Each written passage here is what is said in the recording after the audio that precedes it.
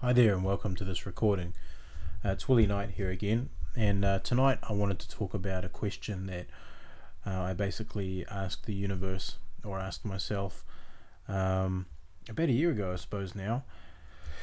I don't know whether or not you believe that you can ask a question and receive an answer to it, but I certainly have come to believe that, and that's been a process that's happened for me over a period of time, but it's very much become the case now that I can ask a question when I'm confused about something and usually receive an answer very, very quickly, sometimes before I've even finished asking the question.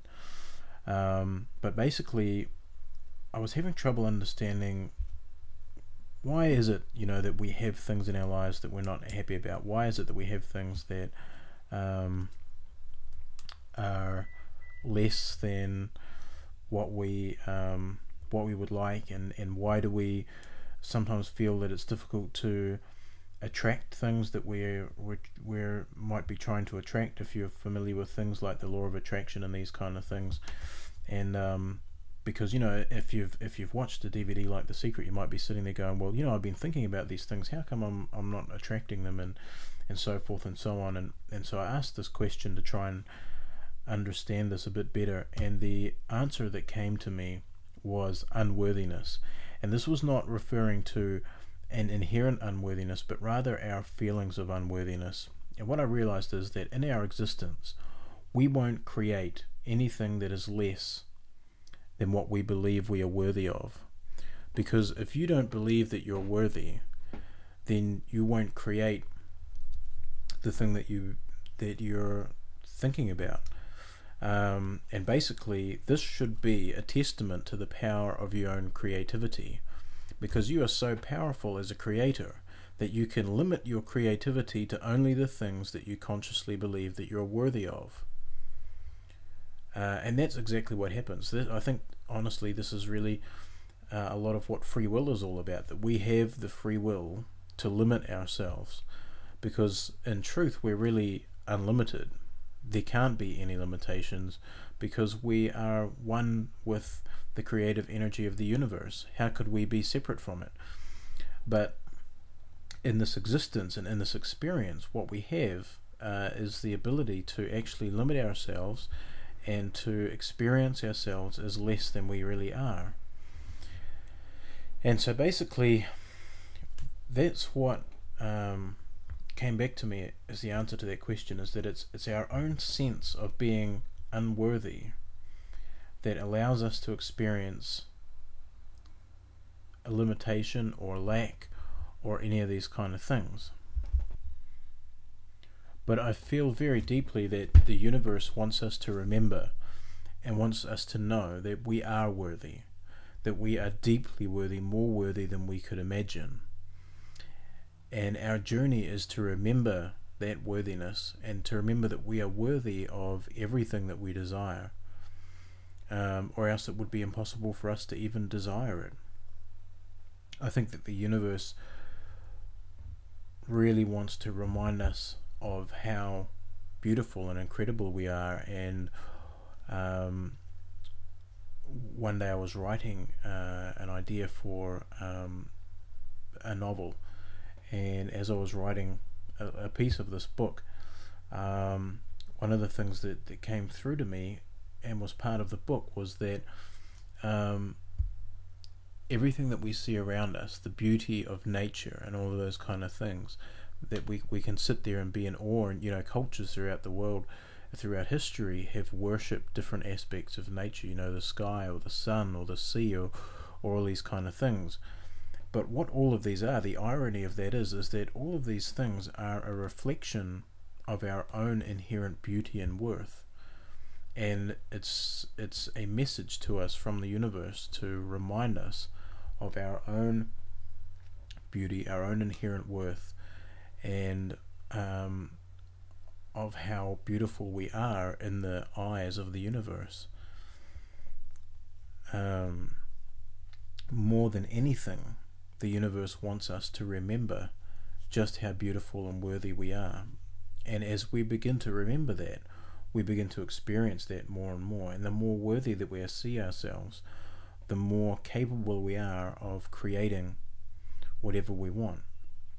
Because another facet of our journey is to become, again, conscious creators that are consciously aware of what we're creating. Because for a lot of us, we're not aware of what we're creating. We're not aware that we have a sense of unworthiness that's keeping us set at a certain level of enjoyment, a certain level of abundance, a certain level of relationship, all these kind of things. I noticed for quite some time, a period of a couple of years, I noticed that no matter what my income did, whether I was earning a lot of money, earning not much money, I would basically have the same amount of money each week, because if my income went up, my expenses would go up, and if my income came down, my expenses would go down.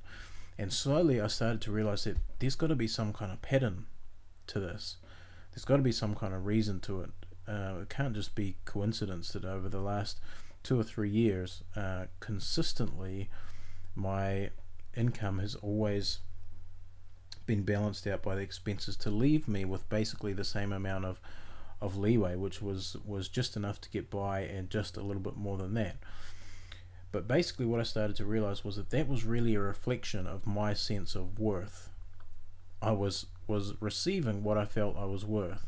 And it wouldn't always be that I'd receive the same amount, but it would mean that by the time the expenses were taken away from it, I'd be left with the same amount. And I found that very, very interesting. And so I think that what you experience in your life, the level of abundance, the level of happiness, all of these things will inevitably be a reflection of your personal sense of worth.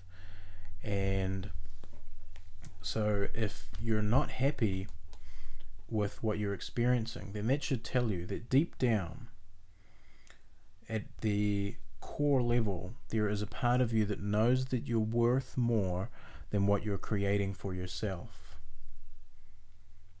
And if you really are inherently worth more, don't you want to realize and walk in the realization that you are worth more than that? I think that's, for me, that was a really big realization, to recognize that I was limiting myself because of the level of worth that I attached to myself. And then I guess the question from then is, well, how do I increase my sense of worth? And ultimately that's very, very simple. It's not so much a matter of increasing your sense of worth, but of removing the things that are telling you that you're worth less than what you really are. Because at the bottom of all things, once you move everything out of the way, the truth is that you are infinitely worthy, because you are carved from the fabric of the universe. Think of it this way. I was driving at night several weeks ago, and I drive a truck through the middle of the night, and there's a particularly windy section of road that I drive through several times each night. And I notice, of course, that when there's a full moon, it's a lot easier to see where the trailer is, because the trailer can cut in quite a lot. And if you were to cut across a corner, you could quite easily run the trailer into a bank, because the trailer doesn't follow exactly where the truck goes. It cuts in. And so it's quite nice driving at night when you've got the moonlight illuminating things, so it's a lot easier to see where everything is. And I was looking up at the moon, and thinking about how the moon reflects the sun's light, and how, in a sense, we are also a reflection of God's glory or light. Now, when I say God, I'm not necessarily talking about a religious figure or some personage up in the sky, but I'm talking about the infinite energy of the universe, that which was before everything that we experience to be, that which was before creation, the infinite, unknowable energy from which all things were made. And we know that energy cannot be created or destroyed, so therefore some form of energy must have existed before all things existed. So basically, what I was thinking was that we are a reflection of the universe's glory, or a reflection of God's glory, or whatever you want to call that. And as I was thinking about that, I thought, we're a reflection of some fraction of God's glory. And then I thought, what fraction do you think we could say that we are? Do you think we could say we're a reflection of 1/10 of God's glory? And I thought, no, that's probably a little bit too ambitious. What about 1,000th? No, even that seems a bit too big. So what about 1,000,000th? Well, maybe. And then I got all the way down to, I thought, 1,000,000,000th. I thought, yes, that to me that sounds about right. We are a reflection of 1/1,000,000th of God's glory. I can handle that. I can feel congruent that I'm worthy to be 1/1,000,000th of God's glory. And I'd no sooner finished that thought process than a question hit me right between the eyes. And the question was this: what is 1/1,000,000th of infinity? Think about that for a second. What is 1/1,000,000th of infinity? It's infinity. Because no matter what you multiply or divide infinity by, infinity is still infinity. So if my worth is 1/1,000,000th of infinity, then my worth is also infinite. And I really believe that this is the message that the universe wants us to get, that we are infinitely worthy. And that all we need to do is simply wake up to that, simply realize that, and simply put aside all of the fears and doubts that convince us otherwise, because those don't serve us anymore. We don't need that. We are free to walk in the light and the realization of our worthiness.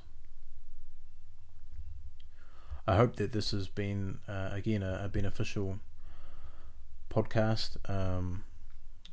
I wish you all the best on your search or your journey for spiritual truth, and I hope that you'll join me again.